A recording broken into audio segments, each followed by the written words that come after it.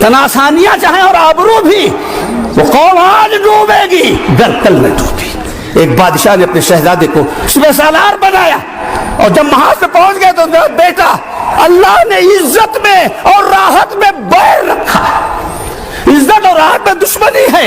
इज्जत लेना है तो राहत को तंग करो, और अगर राहत इख्तियार करना है तो इज्जत को भूल जाओ। इज्जत भी हो और राहत और कोई शौक आपका उसे महरूम न रहे। खाने का शौक, पहनने का शौक, गब्बाजी का शौक, अय्याशी का शौक, ये दो चीजें नहीं जमा हो सकती।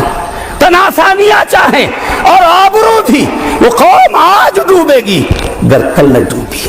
तो इसलिए मेरे दोस्तों मजबूत बनो, सेहत के एतबार से भी, तालीम के एतबार से भी और शऊर के एतबार से भी आपके अंदर बुलंदी। और अगर आप जाहिल रहे तो वो आपका गुनाह है, दूसरे का गुनाह नहीं है।